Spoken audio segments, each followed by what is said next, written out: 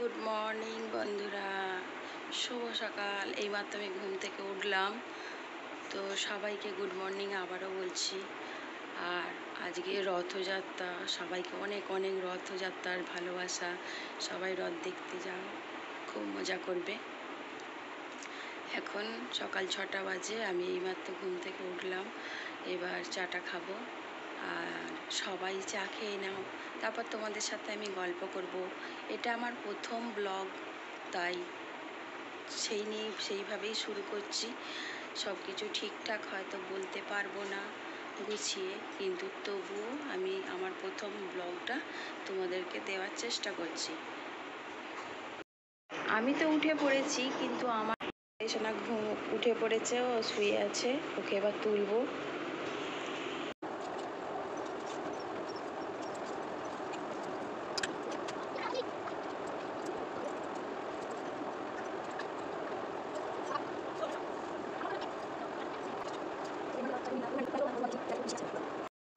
সকালবেলা সবাই চা খায়, তো আমিও সেরকম চা খাই।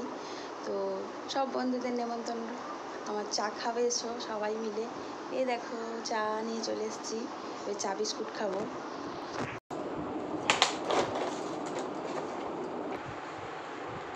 এই যে তোতাই সোনা বিস্কুট খাবে, তোতাই সোনা জল বিস্কুট খাবে, আমি চা খাবো।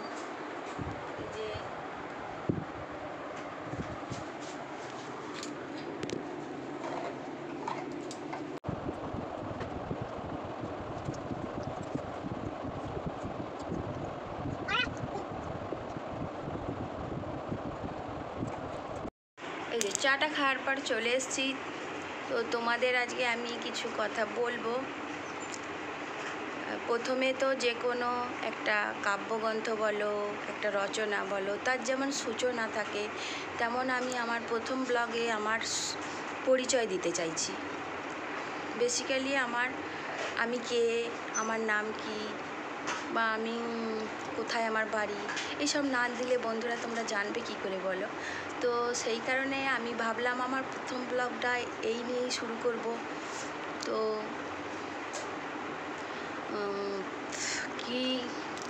কোথা থেকে শুরু করব আর কিভাবে শুরু করব আমি ঠিক বুঝে উঠতে পারছি না। তো তবু বলি, আমার নাম সঞ্চয়িতা সাজমল। তোমরা সবাই জানো আমার যে চ্যানেলের নাম, তার নাম সঞ্চয়িতা কি দুনিয়া কি বাত আছে। তো সেই থেকে বলছি, আমার নাম সঞ্চয়িতা সাজমল। আমার শ্বশুর বাড়ি হরালি, উদয়নারায়ণপুর, হাওড়া জেলায়, আর বাবার বাড়ি পুরসুরা, হুগলি জেলায়। আমার 9 বছরের বিবাহিত জীবন। আমার 2015 সালে বিয়ে হয়েছে। তো সালটা ঠিক মনে নেই, তারিখটা ঠিক মনে নেই, সালটা মনে আছে। তো আমি তোমাদের কিছু কথা বলবো। তো আমি এইখানে কেন এসেছি, আমি কেনই বা শর্ট করছি, কমেডি ফানি বা গান, শর্ট গান সবই করি, কেনই বা এই রাস্তায় এলাম, কিসের জন্যই এলাম, তো তোমাদের সবটা খুলে বলবো। তো আমার ছোটো মেয়েটাকে একটু নিয়ে ঘুরতে যেতে হবে, কারণ ও সকালবেলা একটু ঘুরতে যেতে চায়। আমি স্নান টান করে এসে কাপড় ছেড়ে আবার করবো, ওর সময় হয়ে যাচ্ছে, ও তাই জন্য চিৎকার করছে, শুনতে পাচ্ছ। ও নিচে খেলা করছে, ওকে নিয়ে একটু ঘুরতে যেতে হবে। যে ওকে নিয়ে ঘুরতে চলে এসেছি ছাদেতে। ও প্রত্যেক দিন এই সময় একটু ছাদে ওঠে, সব কিছু ঘুরে দেখে। যেহেতু বাইরে বেরিয়ে পড়েছি, তাই কালকে শাড়িটাই পরে নিলাম।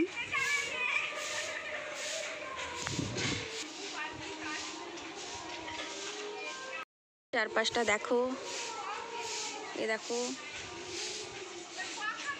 শুধু বাড়ি আর বাড়ি, আর কিছুই নেই। এরকম একটু ঘুরতে হয়, নাহলে ওর মুড ঠিক হয় না। ও জল বিস্কুট খেয়ে একটু ঘোরে।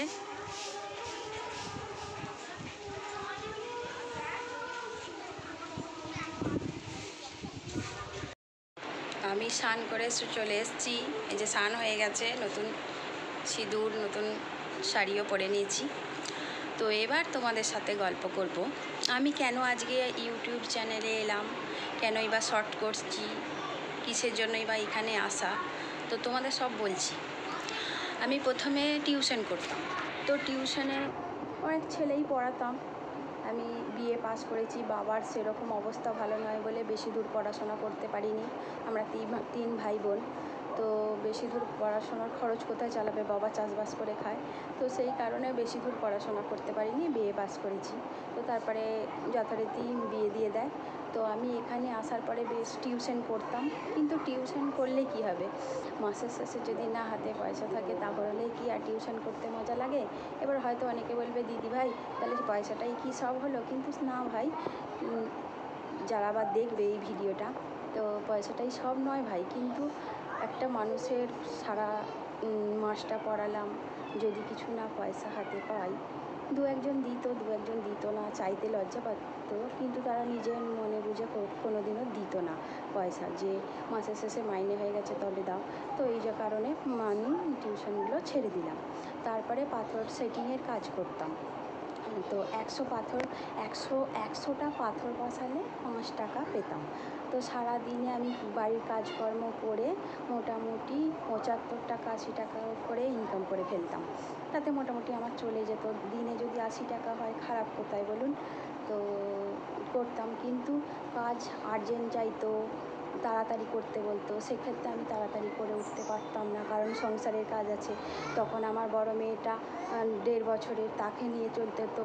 তো ওর বাবা একদিন দেখে শুনে আমাকে বলছে, এইভাবে কাজ করলে তুমি নিজের শরীরকে কীভাবে চালাবে, মেয়েটাকে দেখবে কীভাবে, আবার রান্না বান্না করতে হবে, সব দিকেই সামালতে হবে, তুমি কাজ ছেড়ে দাও এই কাজ, কারণ তোমার ওপর খুব চাপ পড়ে যাচ্ছে দেখতে পাচ্ছি। মানে এক সময় কাজ করতে করতে ঘুমিয়ে পড়তাম। তো কাজ আর্জেন্ট চাইতো, অনেক সময় রাত জেগেও কাজ করেছি, ওইটুকুই। কিন্তু 100 পাথরটা বসালে তবে 5 টাকা পাবো।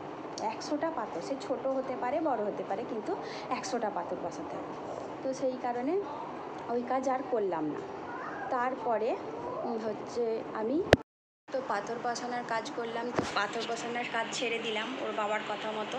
তারপর আমি আর কাজ করতাম না, বসে থাকতাম, কিন্তু বসে বসে সময় কাটতো না। একটা বাচ্চা থাকলেও কিন্তু সময়টা এই ঘুমিয়ে টুমিয়ে কাটানোর জন্য বেশ আমাকে ভালো লাগতো না, যে ঘুমিয়ে টুমিয়ে কাটাবো, কিছু একটা করলে একটা হাতে পয়সা আসে, ভালোও লাগে। এবার স্বামীর কাছে কতটুকু চাইবো, সব সময় তো চাওয়াটাও সম্ভব নয়, দিত, কিন্তু সে তবুও আমার নিজের একটা পয়সা আর একটা মানে স্বামীর পয়সা, যাই হোক, তো নিজের থাকলে নিজের ইচ্ছে মতো খরচ করা যায়, আর স্বামীর থাকলে কী হয়, হচ্ছে খরচ করার পরে তাকে আবার বলতে হয় এতে এতে খরচ করেছি। তো তারপরে আমি সেই কাজটা ছেড়ে দিলাম, কাজ করে ছেড়ে দেওয়ার পর বসেই থাকতাম। তারপরে হঠাৎ এই ইউটিউবে চ্যানেলের আমি শর্ট দেখতাম, গান শুনতাম, খুব ভালো লাগতো দেখতে। তখন আমার হাজব্যান্ড একদিন বলে, তুমিও তো একটা চ্যানেল খুলতে পারো। তো আমি বললাম, আমি গান জানি না, নাচ জানি না, আমি কি করব, আমি তখন বলল, সবই হয়ে যাবে, পরপর সব শিখতে পারবে। তো আমি এখন করছি। প্রথম ভিউজ আসতো না, এখন ভালোই আয়, বন্ধুদের ভালোবাসা পাই, খুব ভালো লাগে।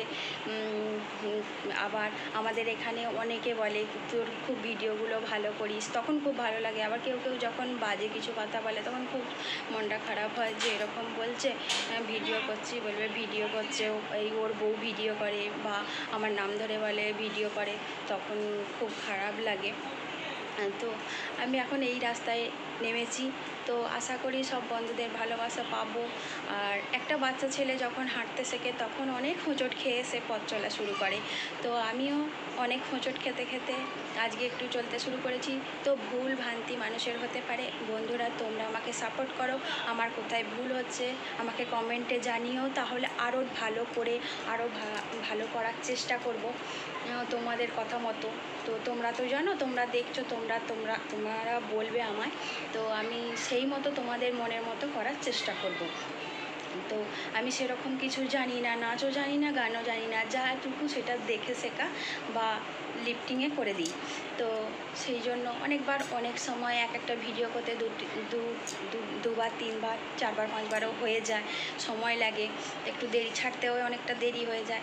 আবার আমার 2টো বাচ্চা আছে, বড় মেয়েটার বয়স 6 বছর, ছোটোটার বয়স এই 1 বছর 3 মাস, ওদেরকে সামলাতে হয়। তাই আমি একবারে অনেকগুলো ভিডিও একসঙ্গে দিতে পারি না। আমি সময়ে দিই, সকাল 9টায় দিই, দুপুর 2টোয় দিই, আবার বিকেল 5:30টায় দিই। আমি ওই সময়গুলো সময়গুলো ফাঁকা পাই, তাই জন্য ওই সময়গুলো দিতে পারি। আমার ওই সময়গুলো দিতে খুব ভালো লাগে, সকালবেলা, দুপুরবেলা, আর বিকেলে। তো এইভাবেই আমার চলছে এখন। আমি ভালো এখন ভিউজ পাচ্ছি। তো বন্ধুরা, আমার পাশে থেকো, আমাকে ভালোবাসা দিও, আমার পথ চলায় তোমরা আমাকে সাহায্য করো। আর আমাকে, আমার যারা বড়রা আমার ভিডিও দেখো, তারা আমাকে আশীর্বাদ করো। আমি তোমাদের আশীর্বাদ প্রার্থনা করি আর সবার ভালোবাসা প্রার্থনা করি।